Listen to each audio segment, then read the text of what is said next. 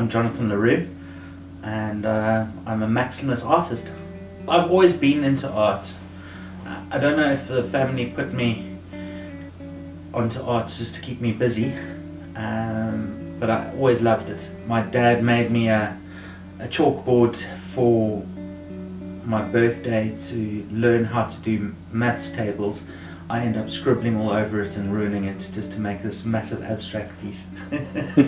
I would go to Frankie Bay Art School after school and doing art at school. Then went through high school and then I went on to first year fine art school at UCT, where I met Kevin Atkinson. Kevin was an abstract expressionist. He mentored me in my first year. He made me start thinking outside the box. Whereas school art is all about keeping within the lines, and he made me look at things and he says, well, I look at a garden and then I abstract the garden. He says, take things that are really beautiful and around you and start exploding that on canvas. And he was saying how you have to look and then break down form.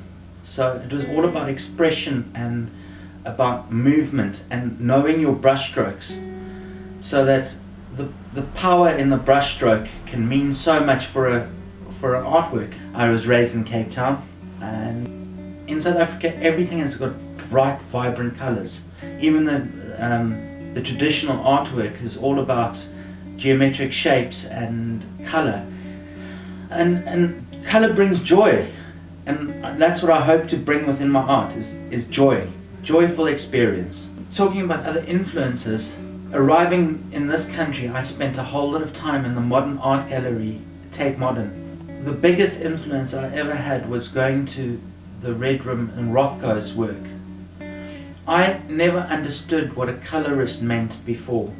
I was enveloped with these massive canvases with color. I spent about 2 hours in that room and I truly understood what he was doing. Before seeing it on books and growing up in South Africa, not exposed to the art, and seeing it all the size, the effect it had, until you actually see it in real life. And I think that was the great thing about coming to England, was being able to see all these works and understanding that it wasn't that out of reach. People tell me, a lot of people say, don't pigeonhole yourself as a maximalist. But it was the first thing that I discovered, because I couldn't find anything that described my work. It didn't fit into abstract expressionism. And maximalism was the first thing that I discovered, that I realized was a trend, that it influenced fashion, it influenced interior design, and moving away from minimal stuff and incorporating this bright color, big bold statement. And I thought to myself, now that's what I'm like. My work is big and bold, and it needs a place like that.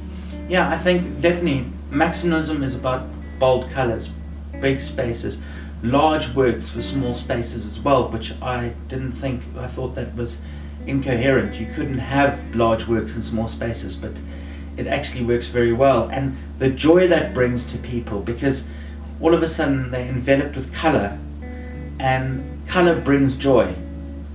I don't want my work to upset people.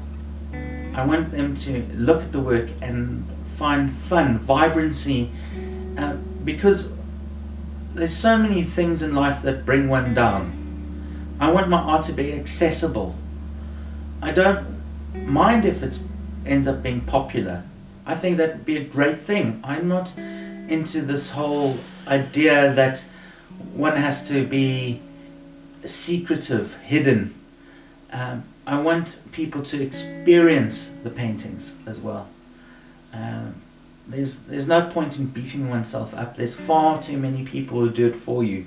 And that's where I found a place, after lots of internet research.